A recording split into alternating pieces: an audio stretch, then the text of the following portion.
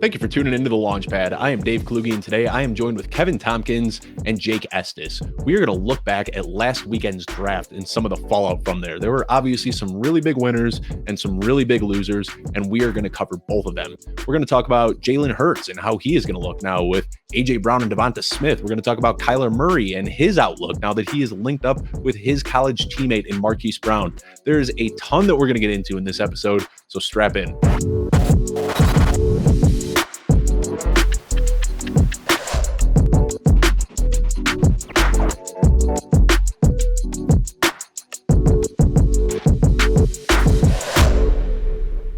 Which quarterback ascended the most in your fantasy football rankings since the draft last weekend?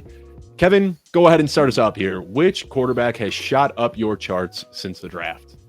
I mean, for me, it's got to be Jalen Hurts. They went out and got A.J. Brown. Now you've got Goddard there. You've got DeVonta Smith there. The real life offense improves there. Should keep defenses having to stay assignment on those three receivers. So Jalen Hurts is going to be able to, meet or exceed that rushing floor. And even if he improves just a little bit as a passer, I can see easily top 6 upside. Oh, easily. I mean, this guy before his tweaked ankle last offseason was the QB1 before he got hurt. And now he gets A.J. Brown added in there. So I feel like that one was kind of the free square. Obviously, we're going to talk about Jalen Hurts today. And I feel like there's a second free square as well. And I'm wondering if Jake is going to take this one. I feel like it's right teed up there for you, Jake. But Jake, who is your quarterback that has risen the most in the rankings since the draft? So it actually is right there. I'm actually mimicking him. I have Jalen Hurts right there as well. Love it. So I'm right there with you. I mean, I'm upset because I'm a Titans fan, but A.J. Brown is a clear stud.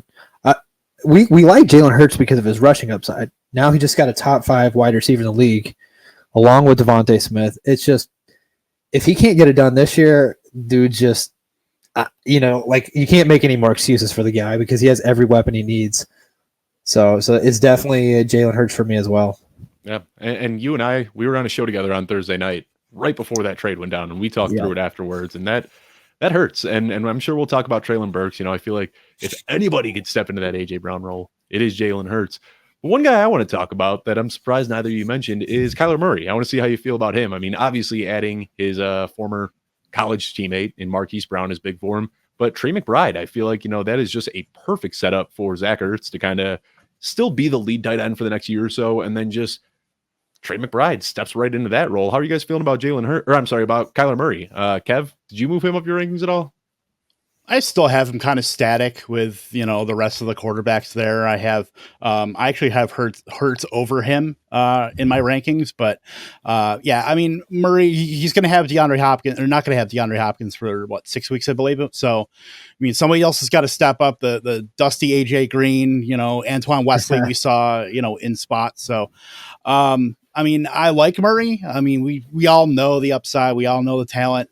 I just have him behind Hurts, and I'm still in on him, but he seems to go too high, especially in best ball. And I'm sure in redraft, just based on name, he'll probably go higher than I'm more comfortable with selecting him.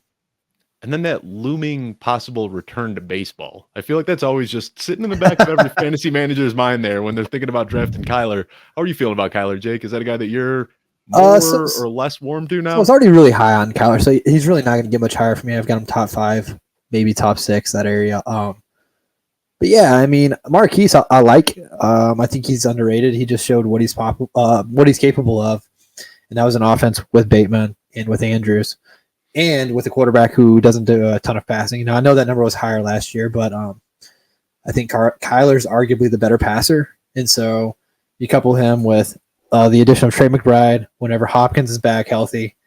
That's gonna be a nasty offense. And so, I mean, after week 7, I believe, is whenever Hopkins comes back, assuming he's healthy. Those steroids probably got him back in good shape, so he's probably gonna be good to go. I still like Kyler Murray. Not much higher, but definitely a guy that didn't get hurt in this draft or offseason at all. Yeah, I mean, the report that came out today about Marquise Brown, it just makes so much sense. I don't know if you saw this or not, but the reason he wanted out, he get paid like a wide receiver 1. RG3. Yeah, RG3 was the one that broke that. And yeah, it makes sense. I mean, if you're on a low volume offense, it's really tough to make a case to get paid like a top guy. And I think he's got the talent there. So him now going into a pass first offense with Kyler Murray should be a ton of fun. I'm looking forward to that one. But anyway, I want to thank everyone for tuning in to episode 31 of the Launchpad, now on the Footballguys channels. So right now we are streaming this from the Audible stream, but be sure to look up Footballguys, the Launchpad, anywhere where podcasts can be found, and subscribe there so you can see the show when we switch the streams in a few weeks. Last week, I was with Adam Levitin and Anthony Amico, and we were talking about some trades and some draft day props that hopefully you listened to and were able to make a little bit of money on. But today, we are now outside of the NFL draft, and we are talking with Kevin Tompkins and Jake Estes as we drive into some post-draft analysis and talk a little bit about how some player values have changed. So I'll start off by introducing Kevin here. Kevin is over at Fantasy Alarm, MB Fantasy Life, and then he also runs Lightning Round. Kevin, let everyone know where they can find you on social media and what you are working on right now. Yeah, great to be here with you guys. Find me on Twitter at KTompkinsII. I have never drafted a running back in my life, though I might have to dip my toes into the pool this year. No, doing some dynasty work over at Fantasy Alarm, some best ball stuff as well. Of course, the great group of people with Matthew Berry's Fantasy Life newsletter. Working on that, and we're starting to ramp up to the season. We added some people on, Elliot, Chris, so it's gonna be a lot of fun times, a lot of great content coming down the pike there. And of course, Lightning Round, we are now powered by Fantasy Alarm as well, so myself, Britt Flynn, and Andrew Cooper every week, every Wednesday at between 7 and 8:30, whenever the mood strikes, I guess. But yeah, follow us on YouTube, youtube.com/lightning round. Be sure to do that. Ton of fun here. And he made the joke about never drafting a running back. I just got to give you some props for this. So, I'm a zero wide receiver guy when it comes to redraft, and Kevin here is a zero running back guy.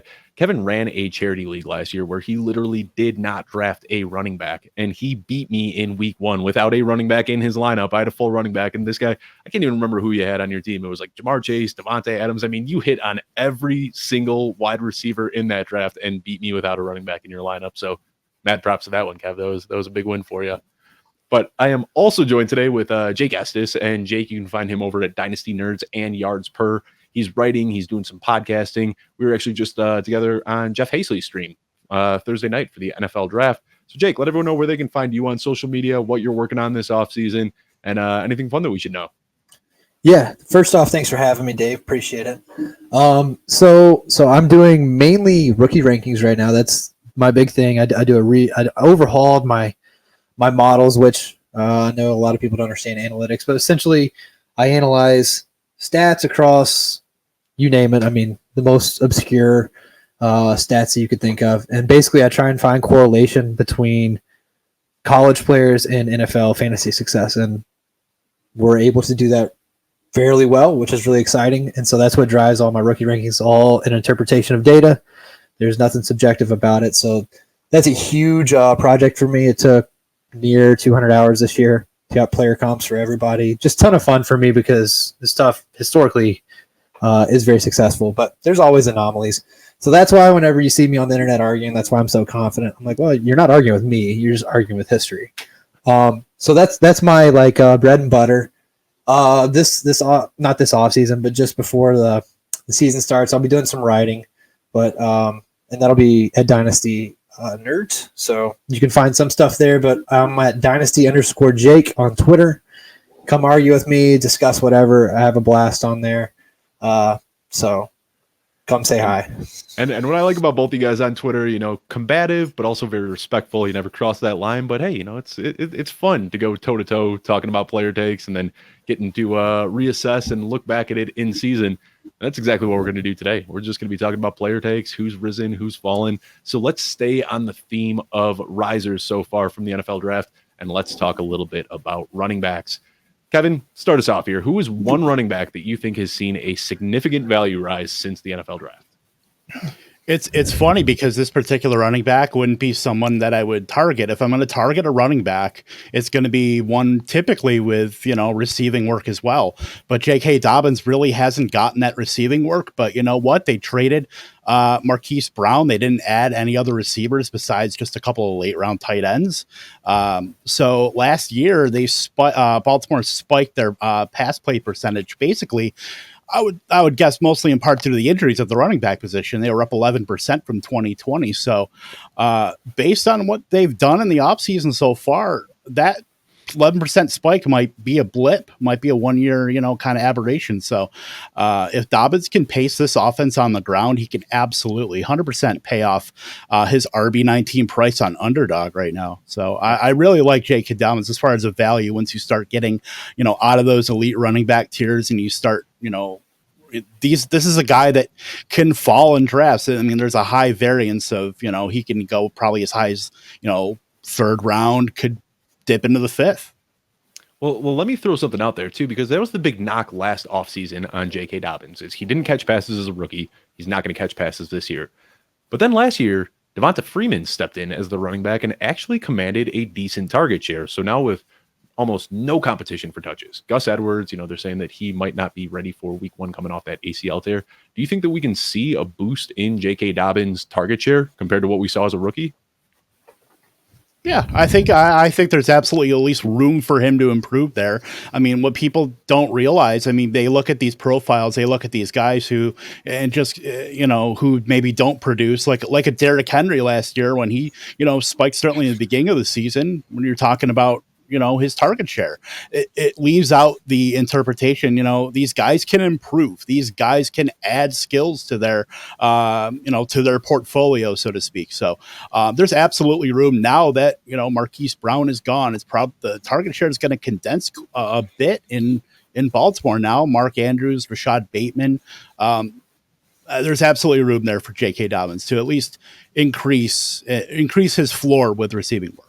Yeah, and we saw those hype videos last offseason of Derrick Henry catching passes, running routes, and nobody fell for it. And then week 1, this guy comes out and just is immediately a huge part of the passing game. It was pretty tough to stomach for those that faded Derrick Henry last year. But Jake, same question to you now. Let's talk some running backs here. Who is a guy that has risen in value since the draft for you?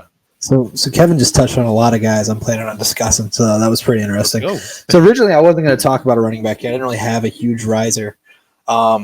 So I went to check ADP on Underdog, and I don't know what his ADP is. So I'm going to speak to ADP that I've seen on like Sleeper. And ironically, I want to talk about Derrick Henry. Derrick Henry was a top 6 running back last year, and Titans did nothing to replace him. Hassan Haskins is not the guy that's going to come in and replace him. Not saying he's a huge long-term value, but he's still going to be a workhorse. He was the number 1 running back through 6 weeks, and people will just pretend as if it didn't happen. I think he's going, 4th, 5th round right now in Dynasty. I think that's what I was seeing. And to me, if you're getting a top 5 running back, that's worth it there. And I think that's the case. I mean, traditionally Derrick Henry's a slow starter. Last year he dominated through 6 games. I don't think he's just lost it over the course of a year. So we'll see. But that's a guy that at running back I think is a solid value right now. Now, since we pivoted a little bit and we're talking about Dynasty, I'll just play devil's advocate here. Okay. I don't like holding on to any assets that I see depreciating in value. And that's already happened with Derrick Henry. I mean, 2 years ago, This guy was going as a 1st-round pick. Now he's dropping into the 4th and 5th round. And when you look at the metrics last year, he, like Kevin said, he was seeing a lot of passes, which really helped raise his floor a little bit. He had the best touchdown rate of his career. But when you look at his yards after contact per attempt, when you look at his broken tackles per attempt, he was seeing career lows in some of those things that really set him apart from other running backs. So we talk about the age cliff all the time, but now approaching, getting dangerously close to age 30. I mean, it's only a matter of time before the wheels fall off. Are you still willing to invest a 4th or 5th round dynasty pick in him, knowing that you might only be getting half a year, maybe 2 years? So that depends on roster construction. And I think if you have an older team, now granted, you're going to make the decision early if you're selecting the 4th round. You're at that point, if you're selecting the 4th round, you're all in for now. You're winning now. And again, I think it's worth it if you win now and you get them as a top 5 running back. Now, that's a gamble, like you were saying, but context is missing there. I mean, we're talking about Julio Jones and AJ Brown missed 6 games together, and then so when that happens, you've got Nick Westbrook-Ikeen, who is your number 1 wide receiver. Of course, defenses don't have to worry about him. Dude probably doesn't even know the routes. I mean, which is a lot of people make that excuse for Tannehill. But we'll see what happens. But yeah, I think he bounces back, assuming injuries are non-existent, and there's no competition there. Hassan Haskins is not it. Yeah. I mean, just to sum it up, you hear it all the time, but do not fade the big dog. Well, let's go ahead and transition over to wide receivers. And Jake, why don't you start us off here, staying in this theme of risers? Who's a wide receiver that has significantly risen in value since the draft? I'll give you 3, and you can tell me which one you want to talk about.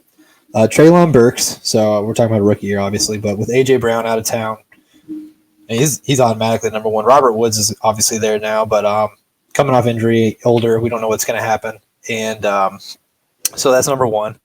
Then I got JuJu. Talked about him a little bit pre-show. He goes to the Chiefs. Sky Moore is there. I'm a big Sky Moore fan, but outside of that, I don't see a ton of threats. Well, obviously Kelsey. But JuJu should be on the field for great snap share. And then Rashad Bateman, who Kevin talked about a little bit earlier.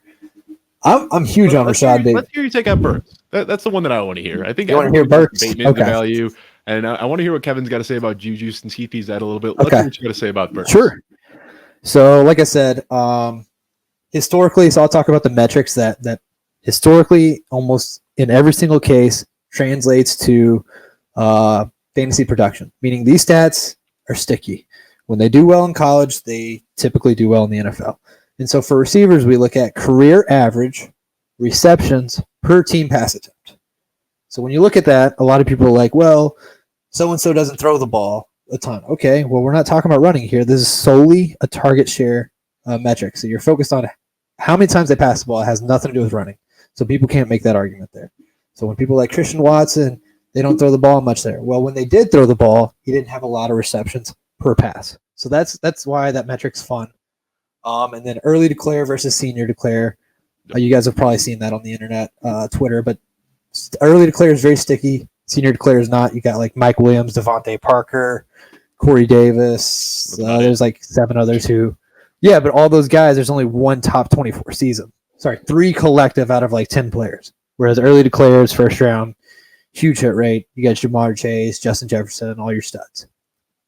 And then we have draft capital. So that's typically a given. But when we look at all that, Treylon Burks in my model scores as the number 2 receiver. And I was already pretty high on him, but now he's on my Titans where there's very little target competition.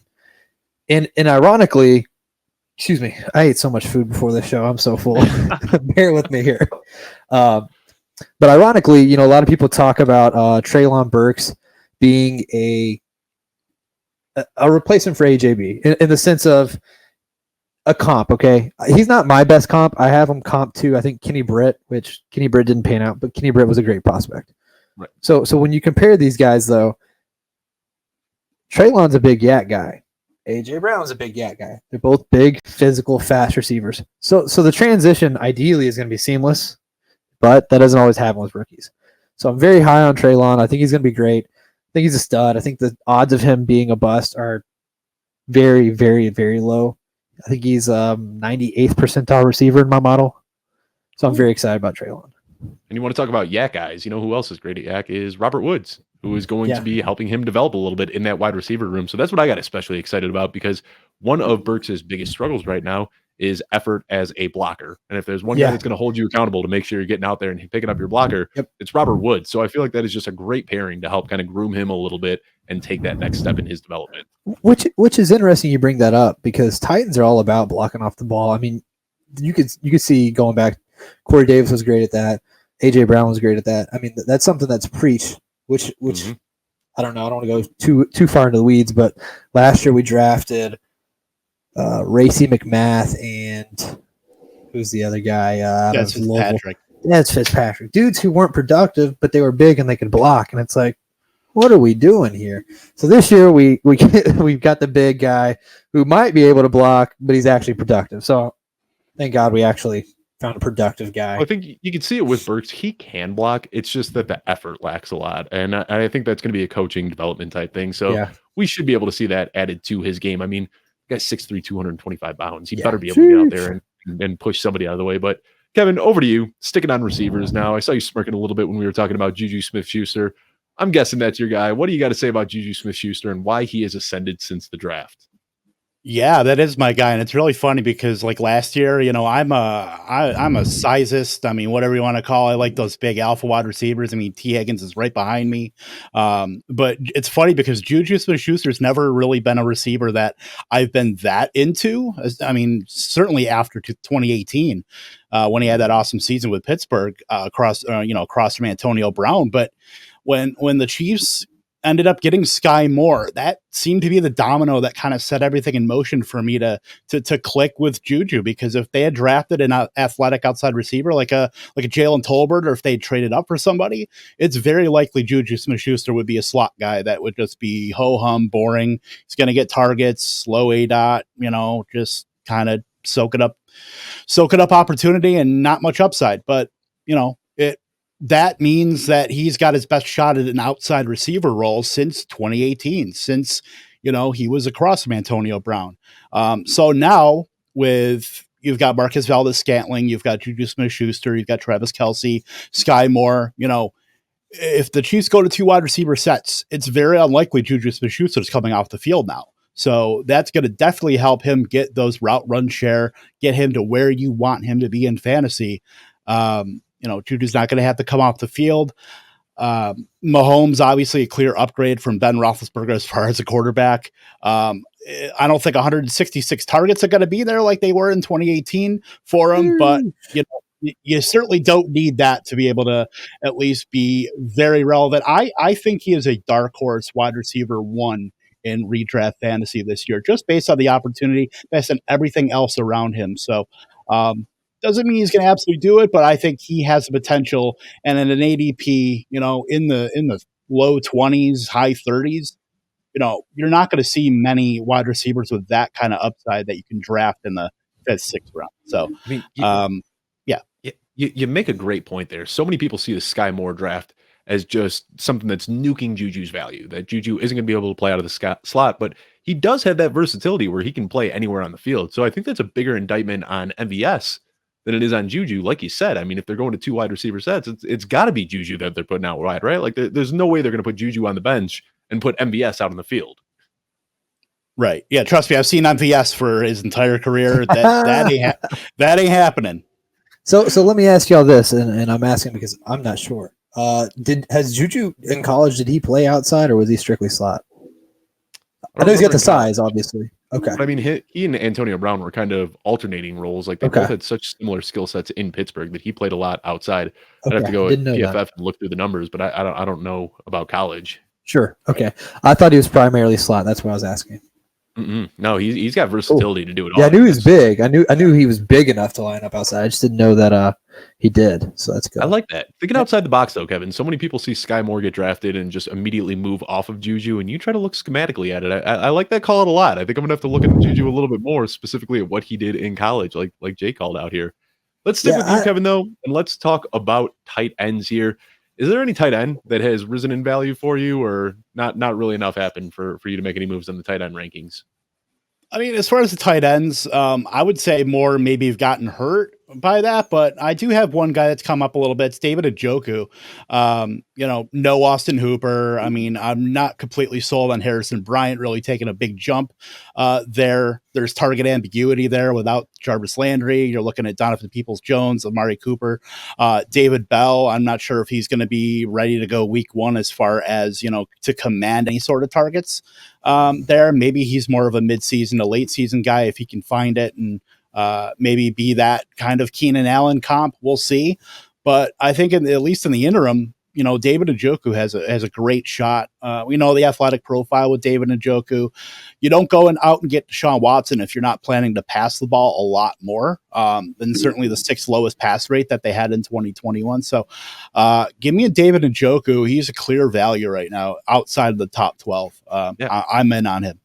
Yeah, and so many people talk about Kevin Stefanski just being a run-first offense. And I think they're quick to forget that when he was in Minnesota, they had a very prolific pass offense there with Stephon Diggs and Adam Thielen. I think he's somebody that plays to his players' strengths and weaknesses, and he kind of had to water down the offense a little bit to play around Baker Mayfield's inadequacies. And then, again, we're just trying to think scheme here and how personnel is going to shake out. When you look at the Browns' depth chart, obviously Amari Cooper is going to be on the field. Donovan Peoples-Jones is going to play that wide receiver role, but David Njoku. I mean, is he going to be their slot guy? Who else are they going to play? Anthony Schwartz? David Bell? I mean, it seems like Njoku could, and we've seen him play out of the slot before. Is he going to be their primary slot receiver with a tight end designation? Yeah, I mean, he has a path to be the top 2 target on that team, and that's what you want out of your tight end. So, yeah, fully on board. Like I said, I just don't know if David Bell is going to be able to command targets day one. I mean, he's, like I said, probably more of a midseason guy. Donovan Peoples-Jones has never been a target earner either. So, I mean, Anthony Schwartz, unless he just blows up, which I don't think is, I think he's just a one-trick pony. Yep. So it's really just process of elimination at this point, and it kind of lands on Njoku. Yeah, and David Bell, he's definitely going to be one of the more polarizing guys. A stat compiler in college, but then you saw that relative athletic score. I mean, he just doesn't really have the burst that you want to see at the NFL level. So he will be an intriguing and polarizing player all offseason. But let's finish up with the ascenders here. Jake, you got a tight end that you think has risen in the ranks over the last few weeks? So first off, before we get off David Bell, I'm very high on David Bell. Big David Bell guy. I think he's going to be fine. But yeah, definitely slow, no doubt about it. Also, I measure relative athletic score, and while it probably does have an impact on draft capital, so in that way, direct but indirect, it's whenever you measure it by itself, no relationship to fantasy points. But I understand a lot of people like speed, and I love that you brought up Keenan Allen because that's my best comp for him as far as college production, both early declares and both similar draft caps. So that's a fantastic job that you already knew that. And tight ends, Dalton Schultz is my guy here.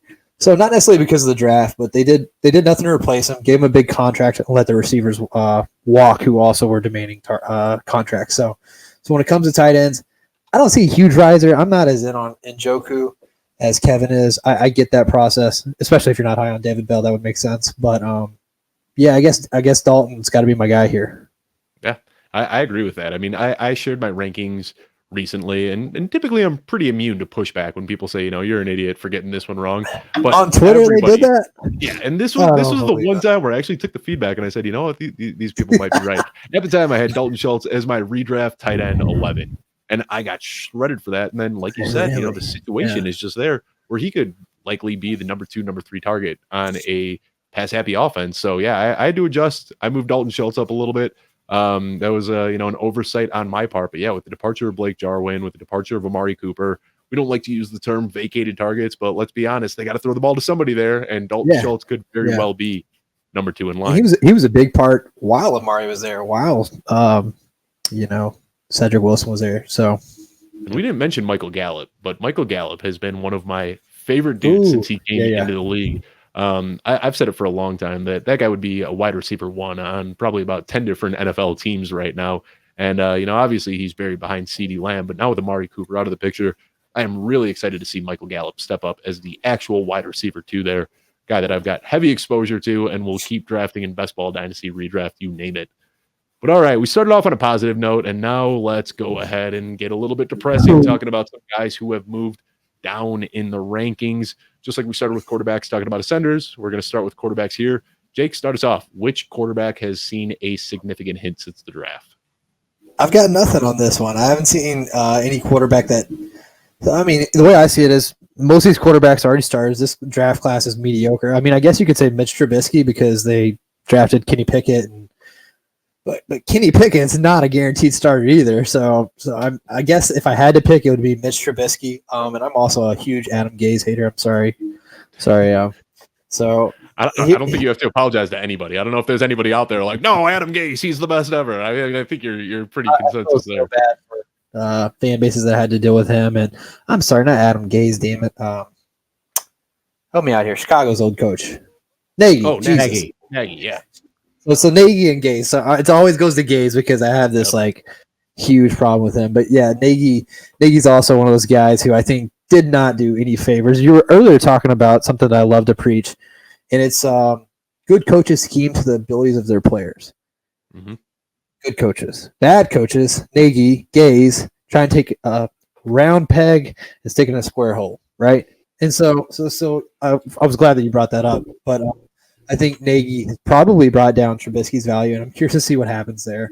Obviously, Kenny Pickett coming in, he could threaten that, but I do want to see what Trubisky can do. So let's talk about this. You're a Tennessee fan, and I hope I don't strike a chord here, But Malik Willis was drafted by the Tennessee Titans, and when you look at Ryan Tannehill's contract, he's owed $27 million next year. Do you think there is any chance that Malik Willis could possibly take over by the 2023 season, open up a ton of cap space for the Tennessee Titans, and see what they've got in Malik Willis? I love this pivot. So here's the thing. I thought Malik was going to go 20th to the Pittsburgh Steelers. That's what Vegas said. Vegas is smarter than most of us. They do the analytic stuff that I do, except this dude's way smarter than me, right? So they have a very good idea. Plus insiders, they know stuff that we don't. So when I see a guy projected 20th overall fall to the third round on a team whose quarterback is questionable, I say that quote unquote. So I struggle because I don't want to be the guy that makes excuses for every player. I did it for Mariota. Had every different coordinator, blah, blah, blah. Talent really wasn't great around him. But really, when you see guys who are just absolute studs, i.e. Watson come in, they immediately change the game, right? And so if a player needs all this talent around them, they're probably not as good as we hope, right? And so Tannehill, it's a tough one because if Nick Westbrook-Ikine is your number one receiver, and Nick Westbrook-Ikine, I don't even know how long he's been in the league, and I follow the Titans pretty close.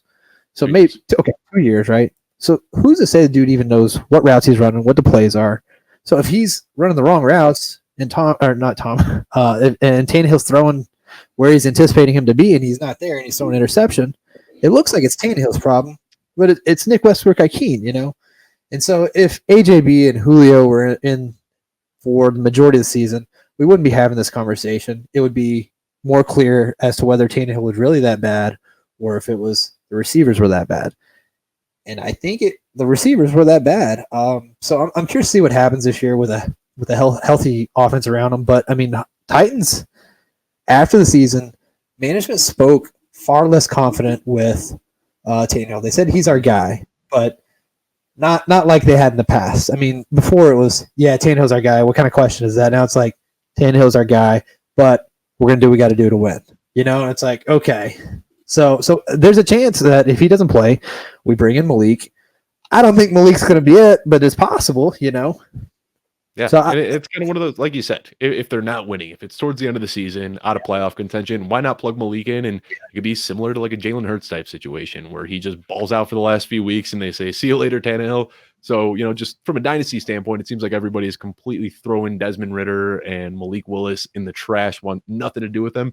But this is a weird year. I think the combination of the really good quarterbacks coming in next year, and then also the fact that this year, Baker Mayfield, Jimmy Garoppolo, like all of these semi-talented quarterbacks are available. Why spend the draft capital on a quarterback when you know that you could just go get one for $5 to $7 million on the free agent market?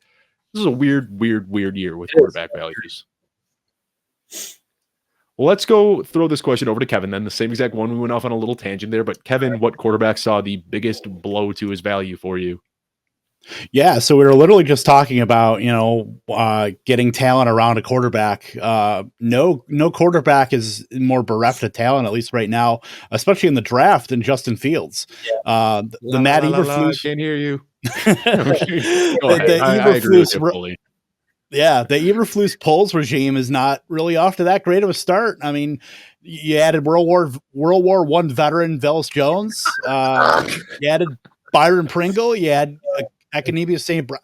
What are you doing? I mean, the issue with Matt Nagy last year was he didn't, tailor the offense to the skill set of the quarterback. I mean, he was having Fields just do like bootlegs and just weird stuff. And now Justin Fields is behind the 8 ball, it seems like, again, because no Allen Robinson. Right now you have Kmet and the ghost of Jimmy Graham and Darnell Mooney, and it's a bad situation. You hate that, especially Dynasty. Like if you spend a high capital on Justin Fields in your rookie draft, you're hating life right now. I mean, especially in redraft, there are a lot of other quarterbacks I would much rather have than Justin Fields. Give me Derek Carr almost any day of the week. And we're talking about rushing upside. Rushing upside drives the game. So the fact that right now, Justin Fields, they're going to have to either throw, a bajillion passes to David Montgomery and let him do whatever. Darnell Mooney's, he's going to get bracketed at this point. I mean, Cole Kmet, he's got to show more. I'm pretty much off. The Bears might be the worst team in football, not the Texans. Yeah. And, I was joking off by the, I can't hear you, but I was actually on Kyle Yates' show yesterday, and we had a very similar discussion, and didn't do it by position, but we were just talking biggest winners and losers, and Justin Fields was my biggest loser from the NFL draft. And Mike Florio, Pro Football Talk, he got shredded a few weeks ago by Bears Twitter, Bears fans, for saying that this team didn't have confidence in Justin Fields. This new staff didn't have confidence in Justin Fields. I don't know how you can look at what they did last weekend and think that they have an ounce of trust and confidence in Justin Fields. If you think Justin Fields is a guy, you draft offensive line, you draft wide receivers, you draft tight ends, you do what we are seeing the Jacksonville Jaguars do around Trevor Lawrence and what the New York Jets are doing around Zach Wilson. Give them a shot. But for them to go defense with their first 2 picks, when George Pickens is on the board, when Sky Moore is on the board, when Taylor Lindenbaum is on the board, it just shows that the Bears are going into a full rebuild. They're leaning into this. So, I mean, there's a chance that Justin Fields could defy the odds and just play stellar with, a bunch of jamopes running around the field. But chances are he is going to struggle this year. So I'm with you very begrudgingly, but I am with you, Kevin. Yeah, I mean, he's going to have to be Superman. He's going to have to be Willie Beeman at this point to, to show up and at least be a top. We all want him to be a top 8, top 6 quarterback, but not like this. Yeah. And I mean, we did see Deshaun Watson when he didn't have a lot of talent on that team, still putting up monster fantasy points because of the garbage time in the fourth quarter and the rushing upside. So the possibility is still there, but it's not a bet that you can confidently make. I mean, he's now at this point a late round dart throw that could end up hitting that elite level, but realistically, he probably doesn't have much value outside of super flex leagues this season. Yeah. I see you nodding along, Jake. Did you want to add anything to this, or are we ready to talk about the running backs? I guess I was just trying to dig at the idea of you not, or with the statement that the management doesn't have confidence in Fields. That's hard for me to grasp, I guess, because he's such a young cat and everyone else sees promise. I don't know why the organization wouldn't, but even if you were rebuilding, what's the problem with building around the offense?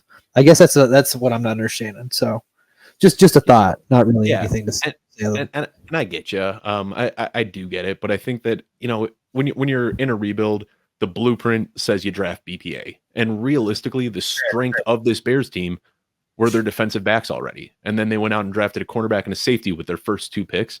So that just screams to me that they aren't trying to build any sort of semblance of a NFL roster or a winning team. They're just trying to get assets that are going to appreciate in value, that are going to be, whether it be on the trade block or whatever it may be, they're just trying to get as much talent on the team without trying to build a roster at this point. That's what I see. Are they tanking for a better quarterback?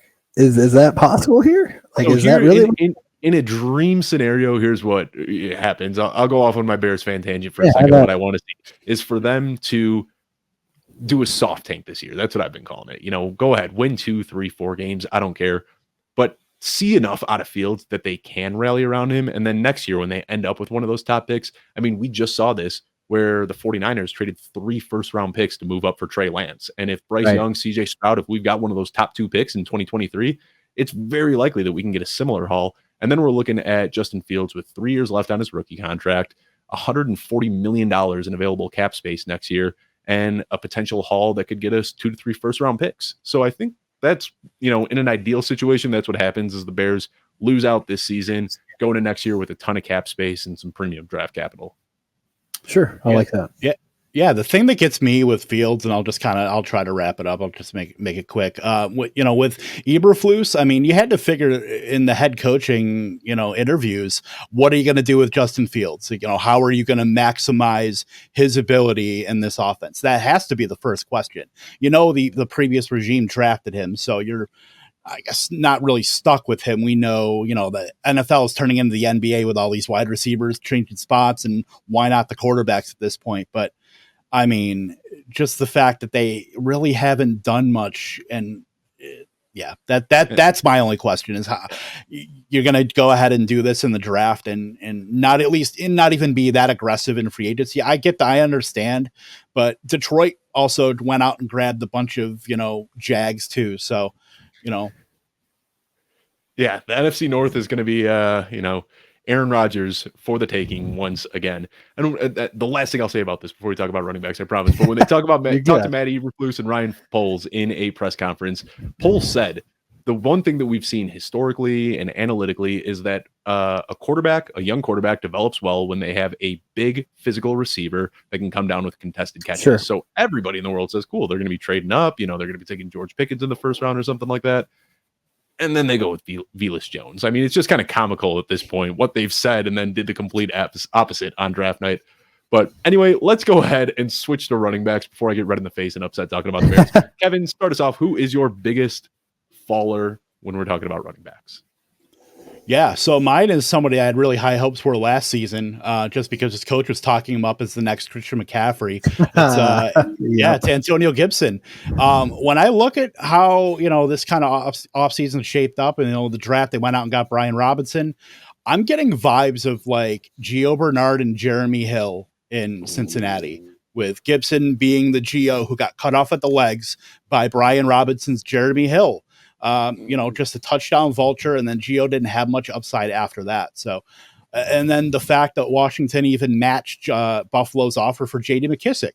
So it's going to be just so muddled in Washington that any upside, like I said, he's cut off at the legs. I don't really want anything to do with Antonio Gibson right now. You're never really going to get him at cost. So I'm kind of just waving the white flag here on Gibson. And it stinks because, we saw him just completely transform, into this great running back after being, this pass catcher at Memphis. And now he's basically Gio Bernard, not the good kind. That's what's so frustrating is this guy was a college wide receiver and they won't give him a lick of passing work. Crazy. In the NFL. That is crazy. It makes no sense.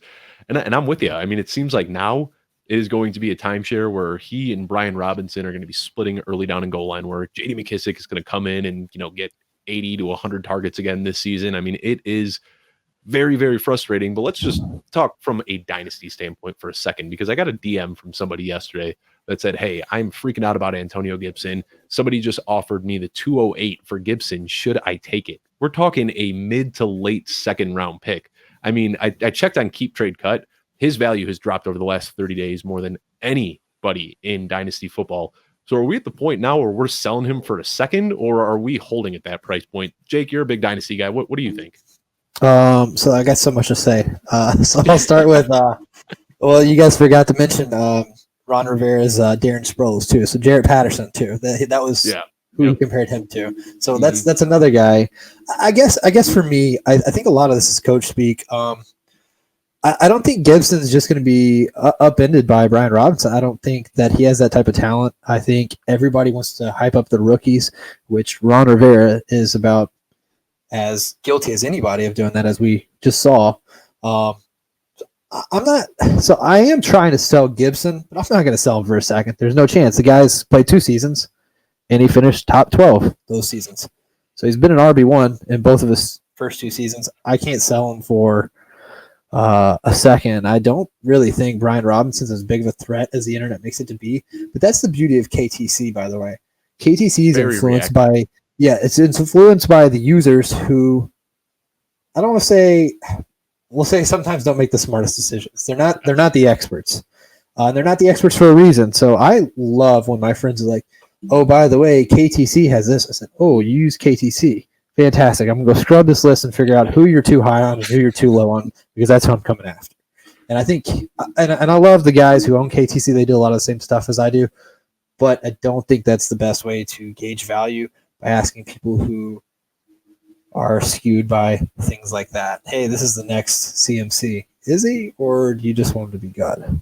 If you want a high level tip for dynasty players right now, find out what trade analyzers, trade calculators, rankings, whatever it is. Find out what your league mates use and use that to your advantage. If somebody tips their cards and says, hey, I used KTC or DTC, whatever it may be, remember that and use it. Yeah, and I think most of those calculators are bad. But that's just my opinion. And I'm sorry, what was your original question? Because I had so much I wanted to say about Gibson. What running back has fallen in value for you, Jake? Michael Carter. So Breece Hall, absolute stud. He's a 97th percentile running back in my model. So I think you and I discussed, so I'm not going to bash anybody, but it's crazy to me when I hear KW3 over him. I think it's absurd. Hey, you got to remember, this is going on the Football Guys YouTube. The Audible, Sig, Cecil, Waldman, that's okay. Come on. We can talk ball. I'll talk ball with the best of them. I'm good with it. Come get me, boys. You can make a fair argument for either of them, but yeah, Breece Hall, I mean, he's got to be your 101. Since I've mentioned KW3, and here's the thing, I'm on Twitter bashing him. It's not that I don't like him; it's that I don't like him at value. You're talking about a guy who can run the ball, and then people are like, okay, well, JT didn't have a bunch of catches in college, LT didn't have a bunch of catches in college, Derrick Henry, and I'm like, all three of those players you just compared him to are far better prospects, all of them, every single one of them. So I'm like, yeah, KW3 probably okay at catching the ball, but we don't know for sure. And here's my question, okay? And I know people talk about scheme, but if Kevin's a great pass catcher and he's my running back, and I'm the quarterback, and he catches the ball better than three other players on the team, I'm probably going to throw the ball to Kevin because that's logical, and I want to score, and we want to win, right? So why would you not do that? You're a college coach, and you're not stupid. There are exceptions, and there are anomalies, but it's extremely unlikely that he's an elite pass catcher. So back to Breece Hall. Breece Hall is good at that. So he's the 101. And Michael Carter, I think he was the product of a great situation last year. So hopefully you sold high on him. I thought he was a replaceable running back. So that's where I'm at. Sorry, that was a huge tangent. I need to get that off my chest. It's a good one. And, a lot of people, that's just something to remember. We see this a lot of times where these late round running backs, show a little bit of flash as a rookie, maybe even into year two, and then they get usurped. I mean, it happens all the time. We saw it with Jordan Howard. I mean, I hate to say it, we haven't seen it yet, but James Robinson, 2 stellar seasons, and then first rounder Travis Etienne. I mean, that's just something that happens. So if you get one of these late round running backs and they produce early in their career, trade them, because they are much more likely to be a Michael Carter than they are to be an Aaron Jones or Chris Carson or an Arian Foster. We remember those names because they are so rare. So cash in those guys when you get the chance. This year, if Brian Robinson, for whatever reason, goes off and rushes for 1,500 yards, great. Go flip him for a late first-round pick. Fantastic. That is fantastic evaluation right there. Well, let's we still got 2 more positions to talk about. And Kevin, start us off here. Who is a wide receiver that you think has taken a blow since the draft? Yeah, there's easy low-hanging fruit, but I'm not going to go with that. Rhymes with Bonra St. Brown. But I'm actually going to go with A.J. Brown. I thought that was a low-hanging fruit. I mean, there's a lot of low-hanging fruit for the receivers, man. Hey, the tree is right. Yeah. I mean, he's not going to see a 26% target share like he did in Philly. We're talking about, similar offense going from Tennessee to Philadelphia, where they're not going to be passing the ball that often. I just don't think he has the wide receiver 1 overall upside anymore. I mean, it's a better real life fit, as far as, versus fantasy, certainly. But, DeVonta Smith, Dallas Goedert, Jalen Hurts, we have yet to see him really, really ascend as far as a passer. So A.J. Brown kind of goes from, he went from before Julio Jones last year, he was my overall wide receiver 1. Now he's at the kind of wide receiver 11, 12 kind of spot where it's, I'll take him because I love, A.J. Brown as far as a player, but I just, we know that upside is not there. There's other receivers I would rather have than A.J. Brown in a low volume pass offense.